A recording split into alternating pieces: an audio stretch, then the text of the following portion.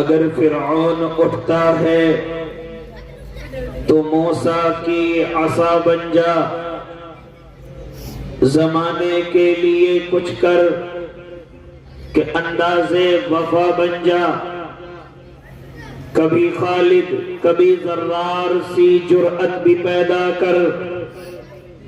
کبھی صدیق سا عاشق کسی کا آسرا بن جا، نبی کے عشق میں حسان سا ماحول پیدا کر، کبھی ایمان کی آتش میں عمر کا دبدبا بن جا، تیری ہر ایک صدا میں بلالی لحن پیدا کر، علی کا جوش بن جا، عثمان کی حیا بن جا۔ یہ دنیا انقلابی زندگی چاہتی ہے، اے خالد کچھ ایسا کام کر زمانے سے جدا بن جا۔ باوقار علماء کرام، معزز سامعین عظام،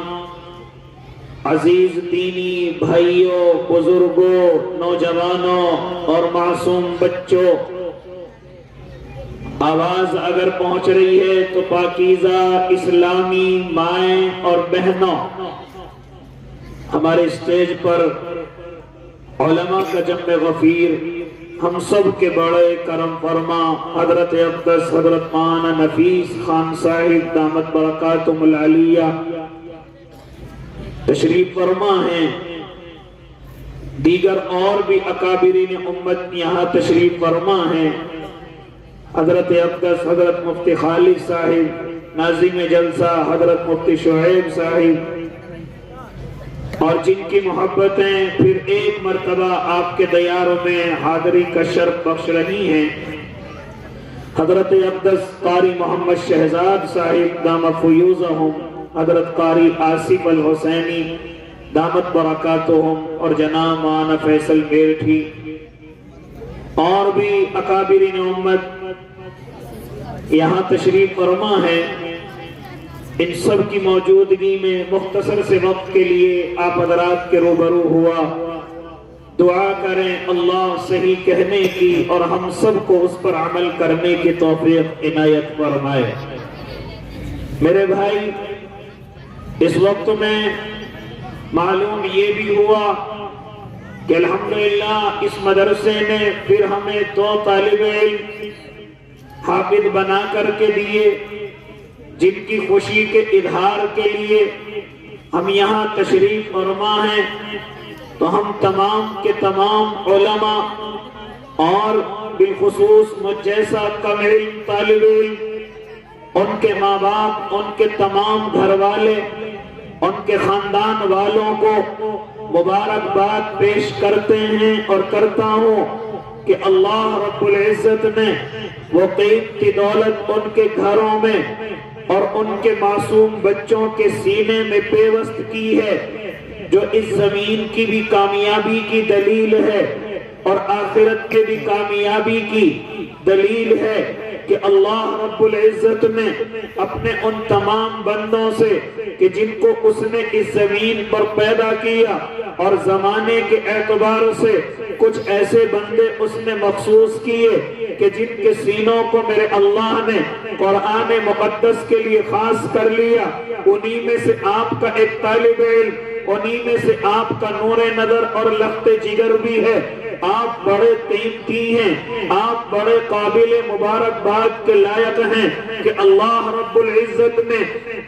یہ قرآن مقدس کی دولت عطا کی ہے۔ اشارہ اس طرف ہے کہ اللہ آپ سے محبت کرتا ہے، اشارہ اس طرف بھی ہے کہ اللہ آپ سب کو پورے گھر والوں کو جنت نعیم عطا کرنا چاہتا ہے، تبھی تو اتنی بڑی دولت عطا فرمائی ہے۔ لیکن اللہ کے نیک بندوں، جیسے ہی زمانہ تیزی کے ساتھ آگے بڑھ رہا ہے اور دنیا یہ سمجھ رہی ہے کہ ہم ترقی کی طرف گامزن ہے، اسی اعتبار سے اللہ کو ماننے والا، اسی اعتبار سے نبی کو ماننے والا، یہ بھی اپنی تمام کی تمام کامیابی دنیا کو پانے میں ہی سمجھ رہا ہے، دنیا کے اندر بڑا بننے میں ہی سمجھ رہا ہے، آخرت سے یقین کمزور ہے، قبر کی طرف سے یقین کمزور ہے، حشر کے میدان کی طرف سے یقین کمزور ہے، اسی لیے آج دنیا کی رغبت زیادہ ہے، اسی لیے آج دنیا کی ترقی کی فکر زیادہ ہے،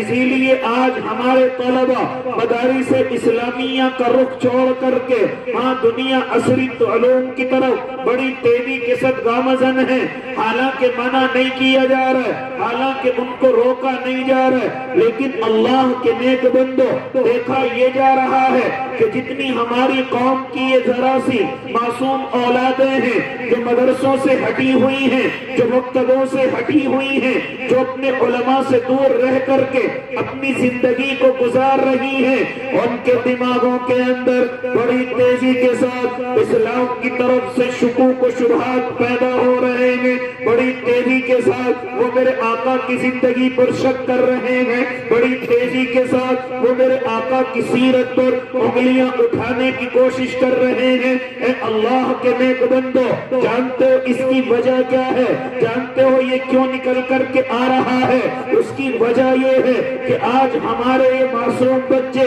آج یہ ہمارے معصوم طلبہ مدرسوں کی طرف سے پیچھے ہٹ گئے، آج یہ معصوم طلبہ علماء کی صحبتوں سے دور ہو گئے، اللہ والوں کی صحبتوں سے دور ہو گئے، جس کا نتیجہ یہ نکل کر کے آ رہا ہے کہ آج ہماری نئی نسلیں دین کے اندر شکوک و شبہات میں پڑ گئی ہیں۔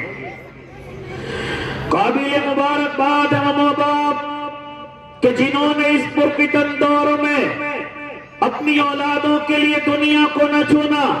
اپنی اولادوں کے لیے دنیا کی ترقی نہ دیکھی، اور اپنے لیے بھی دنیا کی طرف سے آنکھیں بند کری، اور اپنی اولادوں کو اللہ کے دین کی طرف لے کر کے چلی، شریعت مطہرہ کی طرف لے کر کے چلی، اور آج اللہ نے ان کو وہ دن دکھایا کہ ان کی اولادیں حافظ قرآن ہو گئی، اور دعا ہم سب مل کر کے کریں اللہ عالم دین بھی بنا دینا، اللہ بڑے مفتیوں کی فہرست میں بھی شامل کر دینا، اس لیے دعائیں کرتے چلے جائیں۔ اے اللہ کے نیک بندو، ہم کیوں نہ اپنی اولادوں کو قرآن کی طرف لے کر کے چلیں، حالانکہ قرآن ہمارے لیے راہ ہدایت بھی ہے، قرآن ہمارے لیے اے اللہ کے نیک بندو منزل مقصود ہے، قرآن میں سب کچھ میرے اللہ نے میرے اور آپ کے لیے بیان کر دیا ہے۔ آج میں اور آپ کہتے ہیں ہم کھلا میدان میں کمزور ہیں، ہم کھلا میدان میں کمزوری کی طرف ہیں، جانتے ہو اس کی وجہ کیا ہے؟ قرآن کو ترک کر دیا ہے، قرآن کو چھوڑ دیا ہے، ورنہ کوئی بھی میدان ایسا نہیں جس میں کامیابی کی علامت، جس میں کامیابی کا طریقہ میرے اللہ نے قرآن میں نہ رکھا ہو، میرے اللہ نے اپنے محبوب کے ذریعے قرآن مقدس کے اندر بیان نہ کیا ہو، لیکن کم عقلی ہماری ہے، ہم کم سمجھ ہماری ہے کہ ہم قرآن کی طرف گئے ہی نہیں، ہم قرآن کو سمجھے ہی نہیں، ہمارے پاس قرآن کے لیے وقت ہے ہی نہیں، ورنہ میرے اللہ نے جیسی قرآن مقدس کو شروع کیا، جیسی علماء نے اس کی ترتیب بنائی، جیسے میرے آقا نے ترتیب بنائی، شروع میں کیا فرمایا ہے؟ ذالک الکتاب لا ریب فیہ۔ اے اللہ کے تمام بندو ذرا کان کھول کر کے سن لو، اس قرآن کے اندر کسی شک اور شبہ کی گنجائش نہیں ہے۔ اللہ آپ نے اس قرآن کو اتارا کیوں ہے؟ ھدی للمتقین، اس میں اللہ سے ڈرنے والوں کے لیے بڑی منزلیں اور بڑے راستے ہیں۔ ہم نے اس قرآن مقدس کو اس لیے اتارا ہے، اب نبی کوئی آنے والا نہیں، اب کوئی پیغمبر آنے والا نہیں، اب تمہاری ہدایت کے لیے اللہ کی طرف سے کوئی نبی پیغمبر رسول زمین پر آنے والا نہیں، اب قیامت تک کے لیے اگر کوئی دستور حیات ہے، اگر کوئی منزل مقصود کی طرف لے جانے کا راستہ ہے، تو وہ صرف اور صرف اللہ کو ماننے والوں، یہ قرآن مقدس ہے، یہ قرآن مقدس ہے۔ آج اگر اللہ کو ماننے والا یہ کہتا ہے میں کھلا میدان میں کمزور رہ گیا، میں کھلا میدان میں پستی کی طرف چلا گیا، میں کھلا میدان میں آگے نہ بڑھ سکا، جانتا ہے اس سے کہہ دیجئے تیرے پاس تو اللہ نے قرآن مقدس بڑی قیمتی دولت دی ہے، اس کا مطلب یہ ہے کہ تو قرآن کو پڑھتا نہیں ہے، اس کا مطلب یہ ہے کہ تو قرآن کو سمجھتا نہیں ہے، ورنہ رب کعبہ کی قسم اگر تو قرآن کو پڑھتا، عمل کرتا، سیاست میں قدم رکھتا، سیاست کا بادشاہ ہو جاتا، اگر قرآن پر عمل کرتا، تجارت میں قدم رکھتا، تجارت کا بادشاہ ہو جاتا، اگر تو اس زمین پر رہتے ہوئے قرآن پر عمل کرنے کی کوشش کرتا تو اس زمین کا مالک تو ہوتا، اس زمین کا ذمہ دار تو ہوتا، اس زمین کا حاکم تو ہوتا۔ ہاں، اس زمین کا سب سے صاف ستھرا انسان اگر کوئی ہوتا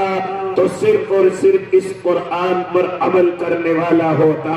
آج قرآن موجود ہے اور ہم یہ کہیں کہ ہم ناکام ہیں، اس کی وجہ صرف اور صرف یہ ہے کہ میں اور آپ قرآن مقدس پر عمل نہیں کر رہے ہیں۔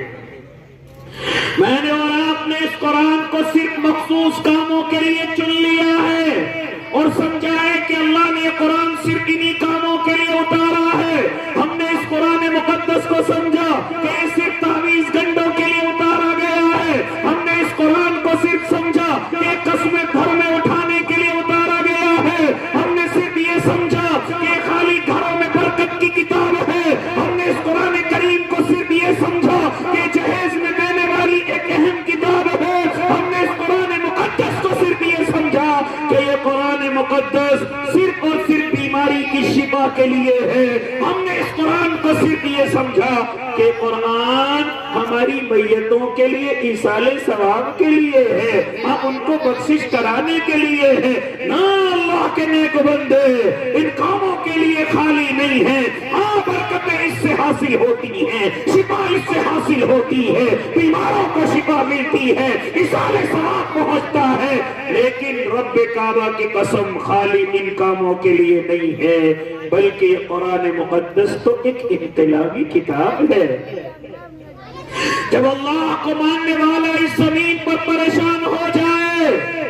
جب اللہ کے ماننے والے کو راستے تمام بند نظر آئے، جب اللہ کے ماننے والوں کو چاروں طرف سے گھیر لیا جائے، جب اللہ کا ماننے والوں اپنے اپنے میدانوں میں اپنے آپ کو کمزور سمجھے، کہیں جانے کی ضرورت نہیں، حکومتوں کے بدلنے کی دعائیں کرنے کی ضرورت نہیں، زیادہ اپنا دماغ دوڑانے کی ضرورت نہیں، صرف اسے پلٹ کر کے قرآن مقدس کی طرف آنا ہے، اسے اللہ کے کلام کی طرف آنا ہے، اور آنے کے بعد قرآن کو کھولنا ہے، تجھے ہر میدان کا راستہ اسی قرآن مقدس کے اندر مل جائے گا۔ اے اللہ کے نیک بندو،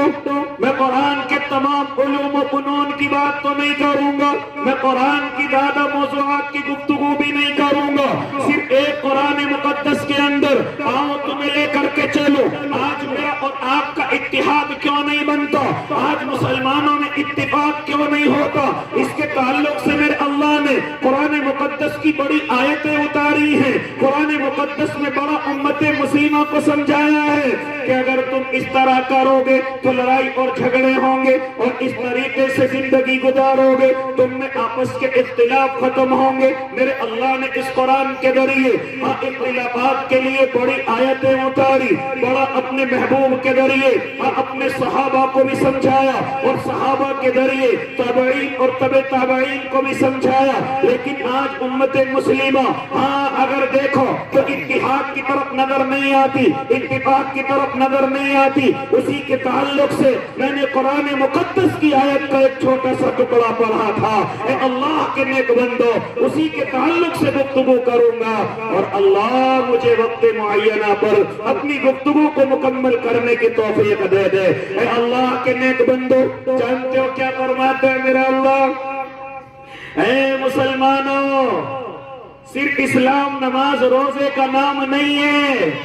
صرف کلمہ زکوٰۃ کا نام اسلام نہیں ہے، صرف نفل اور قربانی اور خیرات کا نام اسلام نہیں ہے۔ جانتے ہو اس اسلام کے اندر اور بھی بڑے بڑے ہم نے اعمال رکھے ہیں، اور ایک عمل امت مسلمہ، تمام امت مسلمہ کی ذمہ داری ہے۔ اگر تم چاہتے ہو ہمارے درمیان سے اختلاف ختم ہو جائے، نفرتیں ختم ہو جائیں، انتشار ختم ہو جائے، اختلاف ختم ہو جائے، آپس کی لغزشیں ختم ہو جائیں،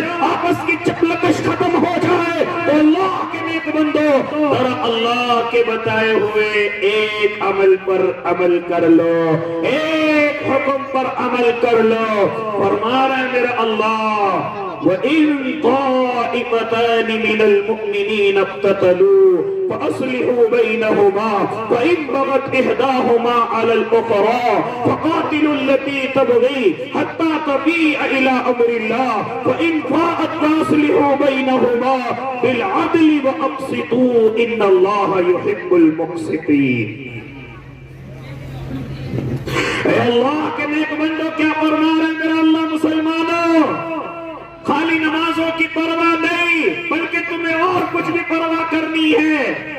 کیا فرما رہے ہیں میرا اللہ؟ وَإِن طَائِفَتَانِ مِنَ الْمُؤْمِنِينَ اقْتَتَلُوا، جب تم یہ دیکھو کہ مسلمانوں کی دو جماعت آپس کے اندر لڑ رہی ہیں، دو گروہ آپس کے اندر لڑ رہے ہیں، دو خاندان، دو لوگ انسانوں میں سے اور خاص طور سے ایمان والوں میں سے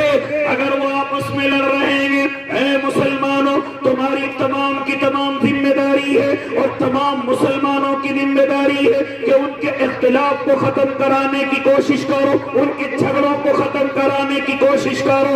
ان کے درمیان میں جا کر کے گھس جاؤ اور مسلمانوں کو لڑنے نہ دیا جائے، ایمان والوں کو لڑنے نہ دیا جائے، تو فرقوں کو لڑنے نہ دیا جائے، تو مسلکوں کو لڑنے نہ دیا جائے، تو خاندانوں کو لڑنے نہ دیا جائے، تو بھائیوں کو لڑنے نہ دیا جائے، تو رشتہ داروں کو لڑنے نہ دیا جائے، تو پڑوسیوں کو لڑنے نہ دیا جائے، بلکہ اگر تم یہ دیکھو کہ ہماری نظروں کے سامنے کوئی لڑ رہا ہے، ہماری نظروں کے سامنے کوئی جھگڑا کر رہا ہے، تو ایک یا دو مسلمانوں کی ذمہ داری نہیں بلکہ میرا اللہ ارشاد فرما رہا ہے تمام مسلمانوں کی ذمہ داری ہے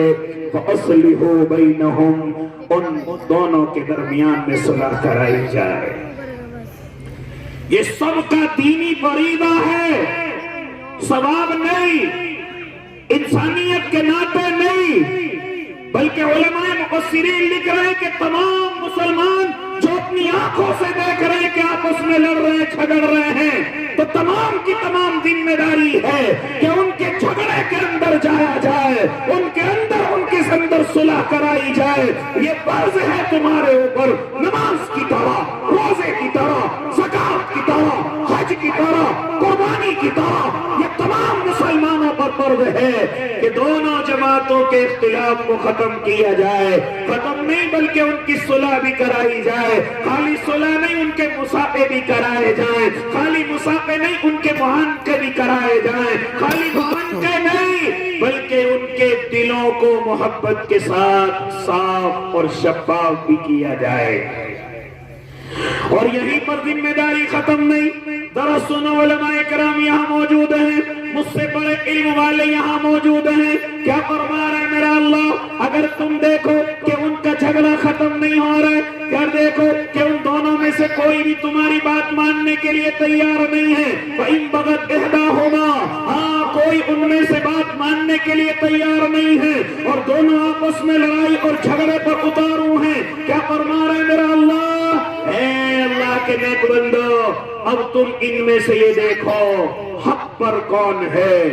ناحق کون ہے، ظالم کون ہے، مظلوم کون ہے،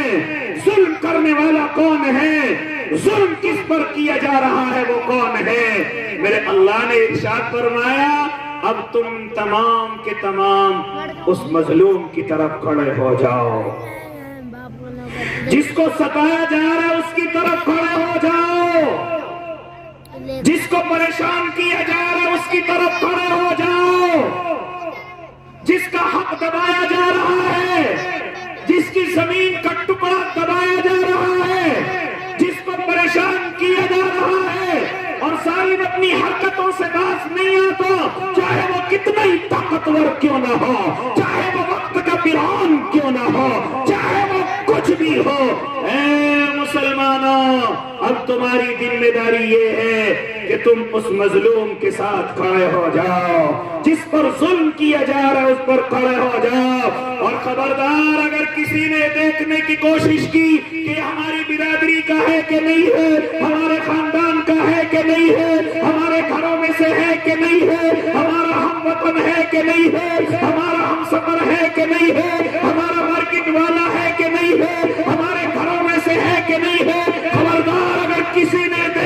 کوشش کی، اجازت نہیں کہ یہ دیکھا جائے کہ ہمارے گھروں میں سے ہے یا ہماری برادری میں سے ہے، ہمارے خاندان میں سے ہے۔ اللہ کے نیک بندو، اگر تم نے ایسا دیکھ لیا اور برادری یا وطن یا محبت یا عربی عجمی اگر کسی بھی چیز کے فرق کو دیکھ کر کے تم کھڑے ہوئے تو یاد رکھنا تمہارا ایمان تمہارے اندر نہیں ہے، اس صلح کا تمہیں کوئی ثواب نہیں ملے گا، اس جھگڑے کو ختم کرنے کا تمہیں کوئی ثواب نہیں ملے گا۔ اور یہ تعصب پرستی یاد رکھنا کہیں ایسا نہ ہو کہ تمہیں جہنم کا ایندھن بنا دے۔ اس لیے ساتھ دینے کے لیے نہیں دیکھنا کہ کون ہے، میرے خاندان کا ہے کہ میری برادری کا ہے، ان چیزوں کے لیے نہیں، بلکہ دیکھنا کہ بیچارہ کمزور ہے، بیچارہ حق پر ہے، بیچارے کو ستایا جا رہا ہے، اور تمام مسلمانوں کی ذمہ داری کہ اس مظلوم کے ساتھ کھڑے ہو جائیں اور اس کا ساتھ دیں جب تک ظالم اپنے ظلم سے باز نہ آ جائے۔ یہاں تک فرمایا میرے اللہ نے جب تک کہ ظالم اللہ کی طرف لوٹ کر کے نہ آ جائے، جب تک کہ ظالم اپنی غلطی سے توبہ نہ کر لے۔ اے مسلمانوں، ذرا مجھے بتاؤ، آج میں اور آپ نمازیں پڑھ کر کے پابندیاں کر رہے ہیں، مسجدوں سے نمازیں پڑھ کر کے نکلتے ہیں، لیکن اگر دو آدمیوں، دو پڑوسیوں، دو رشتہ داروں، دو جماعتوں کا اگر مجھے اور آپ کو جھگڑا ہوتا ہوا نظر آ جائے، اس وقت میں ہمارا ایمان کہاں گیا؟ حالانکہ اللہ نے قرآن کے ذریعے سے میرے اور آپ کے اوپر فرض کیا تھا کہ تمہیں ان کی لڑائی میں پڑنا ہے، ان کی صلح کرانی ہے۔ اگر تم یہ دیکھو کہ کوئی ماننے کے لیے تیار نہیں تو پھر ان میں سے دیکھو کہ مظلوم کون ہے، پھر اس مظلوم کا ساتھ دینے کی ذمہ داری تمام مسلمانوں کی ہے۔ آج تو میں اور آپ کسی کی لڑائی میں بڑھتے ہوئے سمجھتے کیوں پڑی لکڑی لی، کیوں میں اور آپ کیوں کسی کے جھگڑے میں بڑھے؟ آج یہ کہہ کر کے ہم اپنے گھروں کو چلے جاتے ہیں، آج ان کو لڑنے مرنے کے لیے چھوڑ دیتے ہیں۔ یہ باتیں